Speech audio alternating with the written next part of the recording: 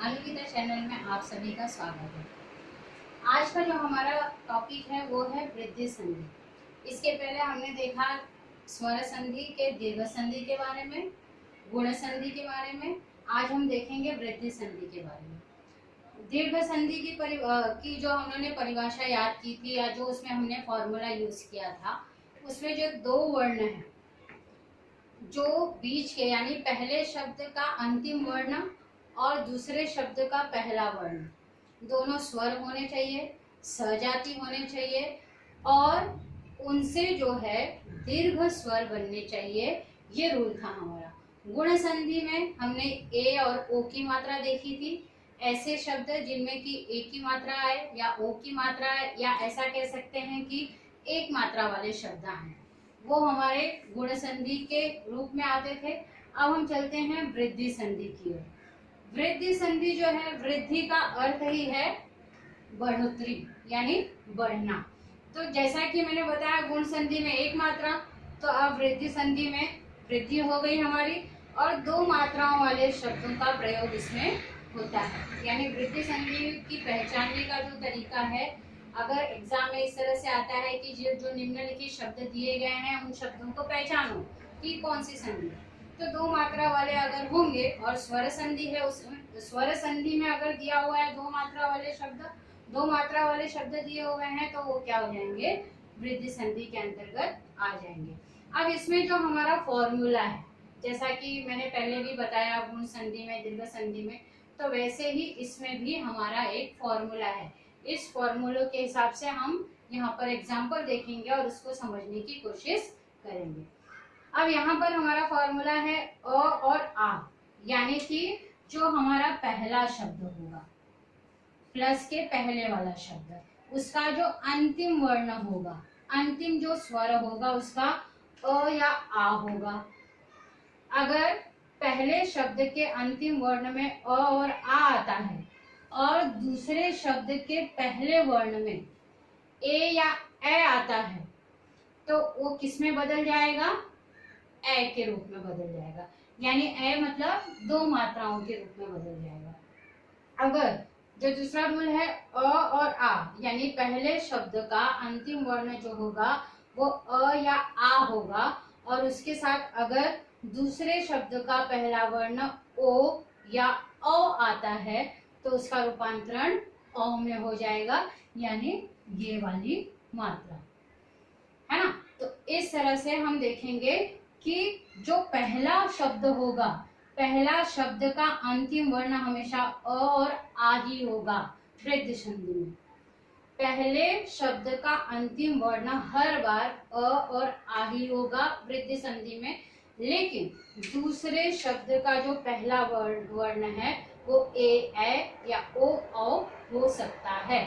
अगर अ और आ के साथ ए आता है तो उसका रूपांतरण ए में हो जाएगा, और आ आता है और उसके साथ ओ आता है तो उसका रूपांतरण औ में हो जाएगा। इसको हम एक एग्जाम्पल द्वारा देखेंगे।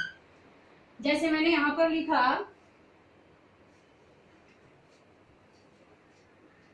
हमने यहाँ पर दो शब्द लिखे हैं, सदाधन एव और एके। अब देखते हैं इसमें हमारा ये फॉर्मूला फिट होता है क्या। अब यहाँ पर हम पहले क्या करेंगे, वर्णों का विच्छेद करेंगे। अगर आपको वर्णों का विच्छेद करना आ गया मतलब संधि अच्छी तरह से आ गई।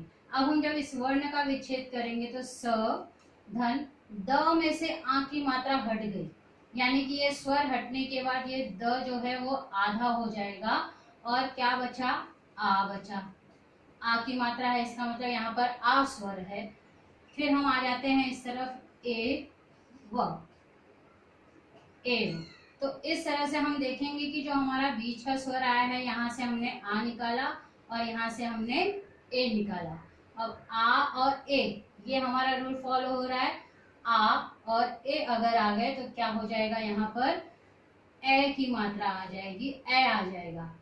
अब देखिए जब हम इसको लिखते हैं स, द को पूरा करने के लिए हमें क्या लगाना होगा, इसके साथ ए लगाना होगा। ए इस तरह से नहीं लिखते हैं, हम उसकी मात्रा लगाते हैं।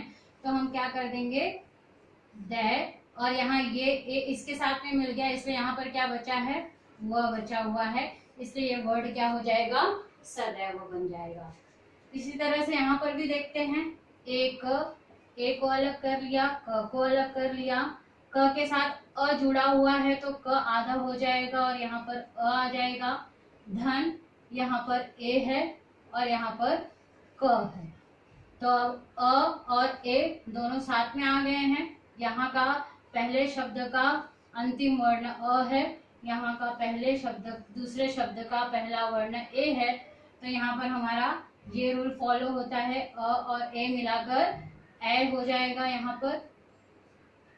अब क्या बचा, ये दोनों मिक्स होकर के ए हो गए हैं, तो ए आधा क की जगह पर हम इसको पूरा करेंगे और इसको ए की मात्रा लगा देंगे, ए कै, और यहाँ पर बच गया हमारा क, एक कैक।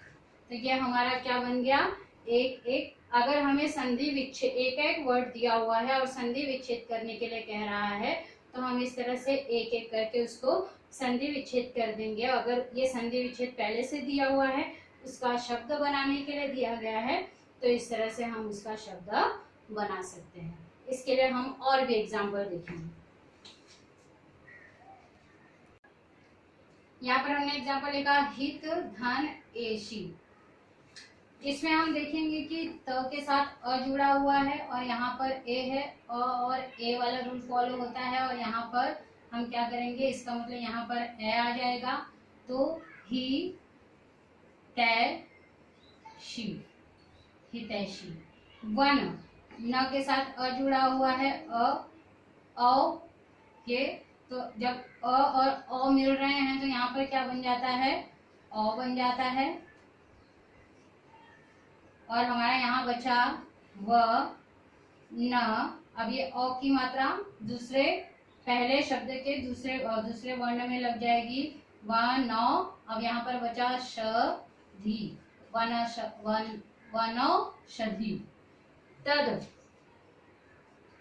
द के साथ अ लगा हुआ है, त द, यहाँ पर भी यही रूल फॉलो होगा, तदैव, तदैव। अब हम यहाँ देखते हैं महेश्वर।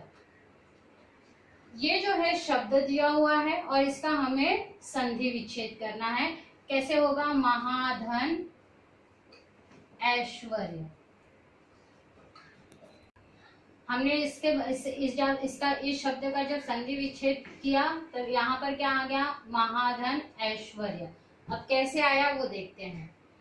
म, ह के साथ आ जुड़ा हुआ है और यहाँ पर जब तक आ के साथ ए नहीं होगा तब तक यहाँ पर दो मात्राएं नहीं आएंगी और ए का ही इसमें उपयोग हो करके ए की मात्रा आ जाएगी। तो जब हम अ और ए को मिलाते हैं तो यहाँ पर क्या हो जाता है, ए। तो इस ए की मात्रा हमने यहाँ पर लगा दी और यहाँ पर हमारा बचा शौर्य, तो हमारा यहाँ पर क्या बन गया, महा ऐश्वर्य। और मैंने पहले ही ये रूल बताया था कि इन दोनों का हमें इस तरह से विभाजन, इस शब्द का दो भागों में हमें इस तरह से विभाजन करना है कि पहला जो शब्द है उसका भी अर्थ होना चाहिए और दूसरे शब्द का भी अर्थ होना चाहिए।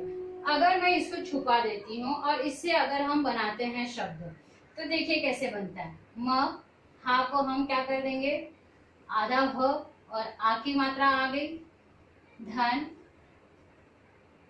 ए है, श, व, य। तो यहाँ पर आ और ए आ रहा है, आ और ए, तो यहाँ पर ऑलरेडी ए बन जाएगा उसका। तो ए की मात्रा कहाँ लगेगी, ह के ऊपर, महेश्वर्य, महेश्वर्य। ये इस तरह से हमने शब्द बनाए। हमने इसका संधि विच्छेद भी देखा और उससे नए शब्द भी बनाए। तो इस तरह से ये हमारा वृद्धि संधि यहाँ पर कंप्लीट होता है। सिर्फ हमें दो चीजें याद रखनी है। वृद्धि संधि अगर पहचानने के लिए आता है तो हमें ध्यान में रखना है वृद्धि संधि में दो मात्राएं आएंगी। उसका जो फॉर्मूला है, अ प्लस ए इज इक्वल टू ए, आ प्लस ए इज इक्वल टू ए, अ प्लस ए इज इक्वल टू ए, और अ प्लस ए इज इक्वल टू ए। अ प्लस ओ इज इक्वल टू औ, आ प्लस ओ इज इक्वल टू औ, अ प्लस औ इज इक्वल टू औ, और आ प्लस औ इज इक्वल टू औ। ये हमें फॉर्मूला अगर याद होगा, सबसे मेन है ये फॉर्मूला। अगर ये फॉर्मूला हम याद कर लेते हैं तो हमें वृद्धि संधि पहचानना बहुत हार्ड नहीं है, हम अच्छी तरह से उसको पहचान सकते हैं। आशा है ये वीडियो आपको अच्छा लगेगा। अगर वीडियो अच्छा लगता है तो दोस्तों के साथ शेयर कीजिए, लाइक कीजिए। आपके कुछ कमेंट्स हैं तो कमेंट कीजिए। मिलते हैं अगले वीडियो में, तब तक के लिए धन्यवाद।